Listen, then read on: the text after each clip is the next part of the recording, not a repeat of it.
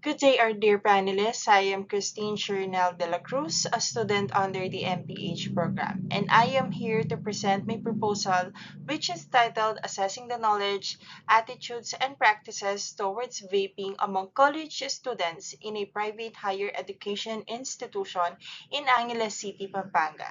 And my advisor for my capstone project is Doc Madonna Sujo. Next, before we proceed with the actual discussion of my proposal thesis, let us define first what is vaping or e-cigarettes. So what's vaping or e-cigarette? So it refers to the act of inhaling and exhaling aerosols, often referred to as the vapor, produced by an e-cigarette or similar device. At the same time, vaping is one of the emerging phenomenon among Filipino young adults. And unlike traditional cigarettes, which burns tobacco to create smoke, ENDS or vaping work by heating the liquid or e-liquid or the vape juice until it turns into a breathable aerosols. And based from the global and local prevalence of vaping or ENDS use, it reflects that there is a significant public health shift that is characterized by a rapid increase in use among adolescents and young adults, often outpacing the traditional tobacco smoking in certain demographics. And based from the WHO and various global tobacco monitors, it is indicated that the number of e-cigarette users has grown exponentially over the last decade. And as of 2021, it was estimated that there were approximately 80 million vapers worldwide. And based from the 2019 GYTS Philippine report, it is highlighted in there that there is a concerning epidemic level of vaping among adolescents, often surpassing the use of traditional cigarette in this age bracket.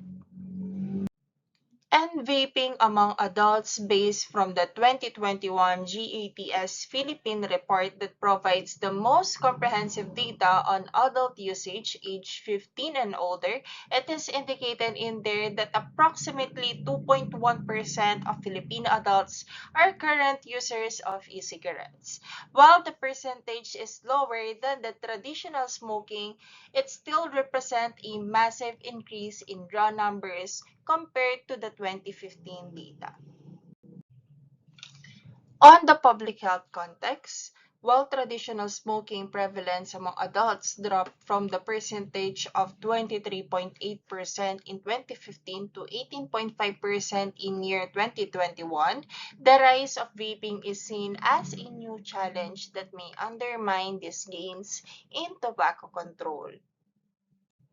And among Filipino users, the primary reasons that they always cited for starting vaping includes the variety of available flavors, the perception that it is less harmful than smoking, and that it is used as a smoking cessation aid.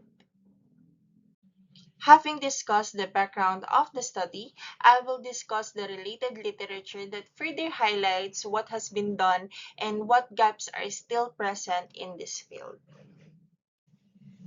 So, vaping among adolescents and college student-related literature.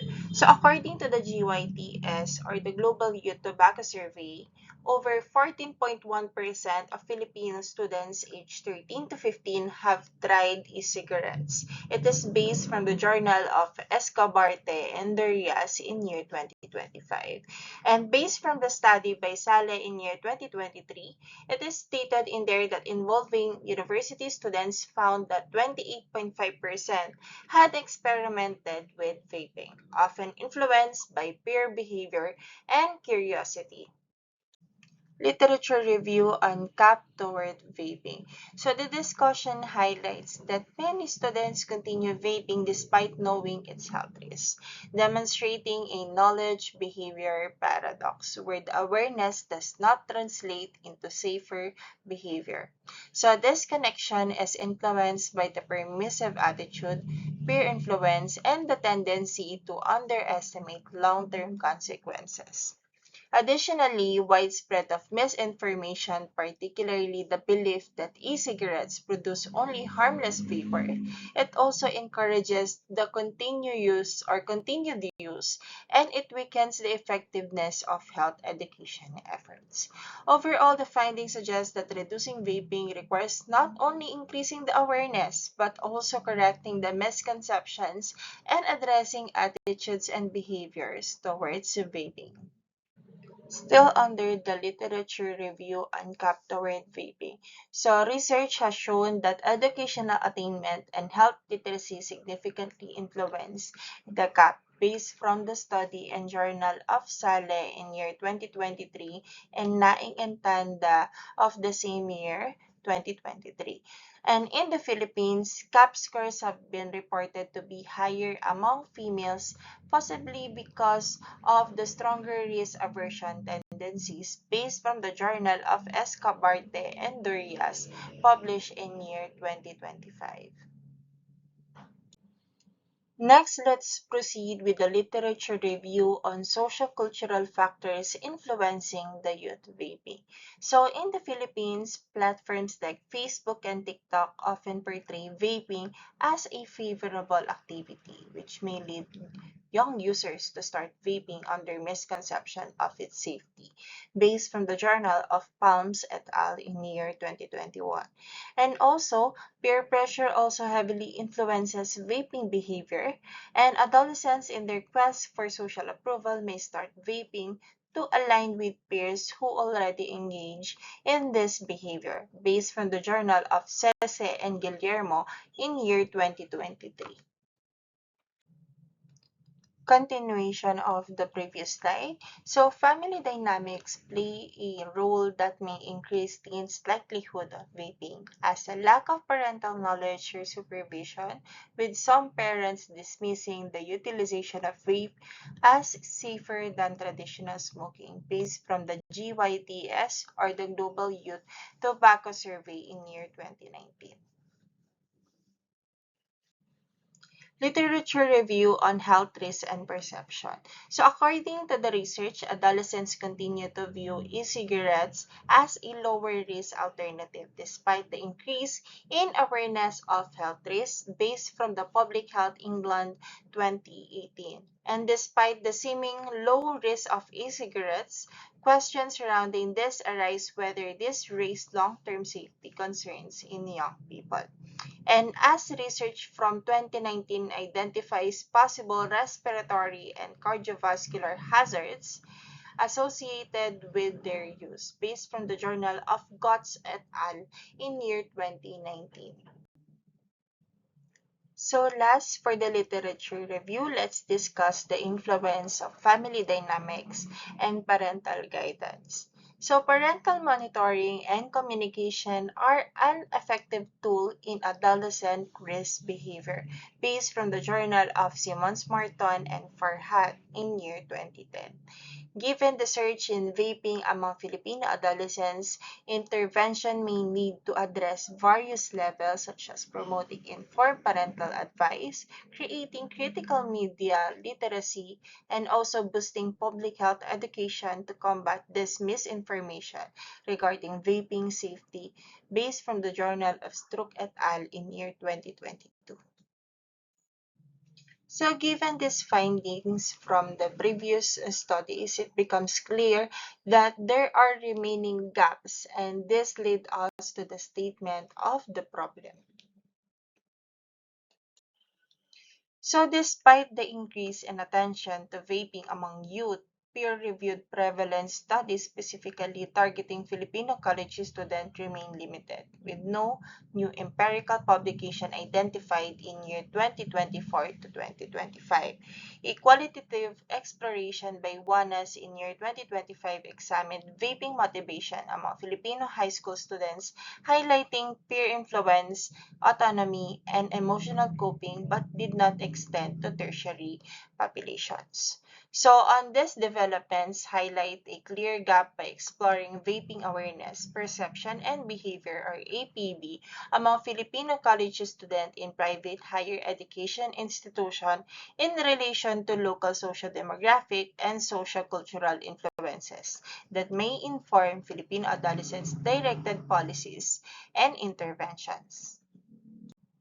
And for the general objective of the study, it is to examine the knowledge, attitudes, and practices toward vaping among college students in a private higher education institution in Angeles City, Pampanga. And for the specific objectives of the study, it is first to analyze the factors associated with vaping among college students, specifically the social demographic factors and the social cultural factors. So for the social demographic factors, it would include the sex, gender, year level, and program enrolled. And for the social cultural factors, it will include the parental influence, social media, family dynamics, and peer pressure.